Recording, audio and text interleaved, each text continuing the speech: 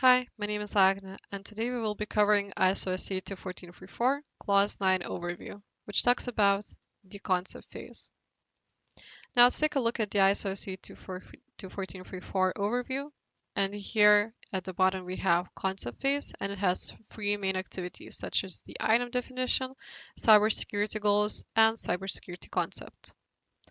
Now let's take a look at the definition. So the concept phase involves thoroughly understanding the functionality of each vehicle component and its operational environment. During this phase, cybersecurity goals are established, risks are assessed using specific methods, and cybersecurity claims are formulated to address potential threats. This phase outlines the cybersecurity requirements necessary to safeguard the vehicle, item, component, and its operational surroundings. Now let's take a closer look at scope and objectives. So under scope, we have development phase and verification phase.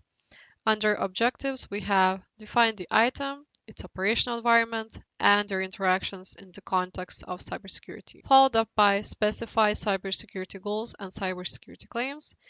And lastly, we have specify the cybersecurity concept to achieve cybersecurity goals.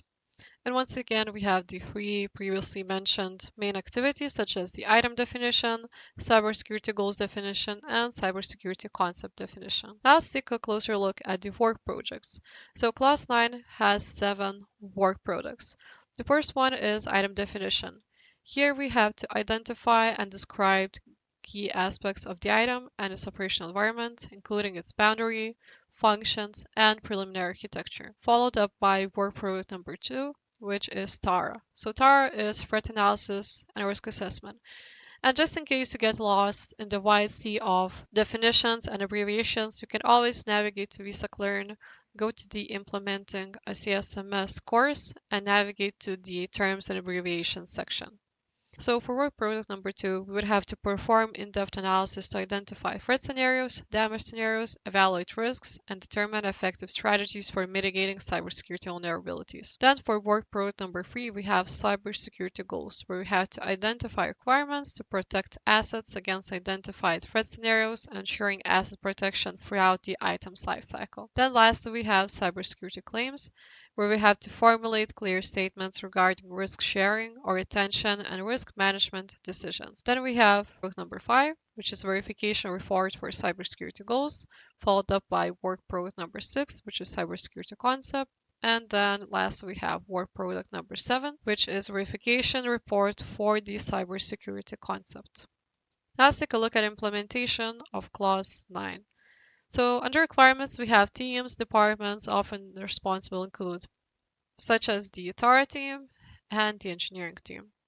And under information documents required, we have system architecture diagrams, asset catalog, function list, and documented use cases. Under challenges, you'll see that we have quite a few of them. The first one is lack of engagement in TARA from engineering team, integration difficulties into existing project workflows, keeping up to date with latest threats, complexity of TARA processes requiring specialized skills, and constraints on time and resources for conducting comprehensive TARA assessment. If you're interested in learning more on how to involve engineers early on in the TARA process, we highly recommend you checking out this blog post. Here you will find various solutions to this quite common issue. If you're curious in reading some of our other blog posts, you can navigate to this link and take a look at some of them. Now let's take a look at risks. The first one noted here is delaying completing the TARA process, which may result in missed opportunities for risk mitigation and inadequate preparation for emerging threats, followed up by security breaches or incidents. And lastly, we have delayed responses to new threats or changes in the threat landscape, increased security risks. So if you combine all of these mentioned risks, there's a high probability that there will be some financial losses and also damage to reputation. Now let's take a look at conclusions, resources for deep dive. So these are some of the things that we have covered briefly, such as the item definition. So once again, this is where we have to define the item, its operational environment, and interactions. Then we have cybersecurity goals, where we have to define cybersecurity goals needed to protect the item against a threat, followed up by cybersecurity concept, where we have to specify requirements to achieve cybersecurity goals. Now let's take a look at the provisions and work products of clause 9. So if we take a look at work product 1, which is the item definition, we have two requirements which belong to it. The first one is define item boundary, functions, and preliminary architecture. So in terms of being able to distinguish what is an item, what is a component, what is their boundary, we'll be analyzing all of these later on in the deep dive section. Then we have requirement number 2, which states describe information about the operational environment of the item relevant to cybersecurity. Going on, we have these 4 work products. The first one is TARA, then cybersecurity goals, cybersecurity claims, and verification report for cybersecurity goals. So requirement number 3 states that we have to perform analysis based on the item definition. Then requirement number 4 says that we have to determine risk treatment options for each threat scenario in accordance with 15.9. Then we have requirement number 5, which says that we have to specify cybersecurity goals if the risk treatment decision for a threat scenario includes reducing the risk. Then we have requirement number 6, which says that we have to specify cybersecurity claims if the risk treatment decision includes sharing or retaining the risk. Then we have requirement number 7, which says that we have to perform verification to confirm correctness, completeness, and consistency. So all of these requirements that we have mentioned belong to these 4 work products. Then we have 2 more work products left, such as Cybersecurity Concept and Verification Report of Cybersecurity Concept. So here we have 4 requirements that belong to these 2 work products. Requirement number 8 states that we have to describe technical and or operational cybersecurity controls and their interactions to achieve cybersecurity goals.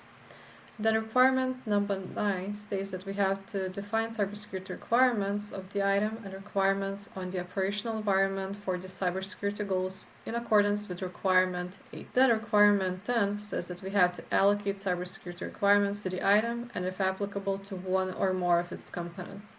Lastly, requirement 11 states that we have to verify results of requirements from 8 to 10 to confirm completeness, correctness, and consistency.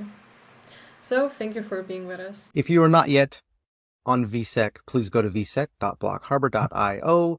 Not only will you find more automotive cybersecurity training content, but there's also real vehicle test benches you can access remotely, automotive cybersecurity capture the flag challenges, automated testing tools, and more. Thank you for your time.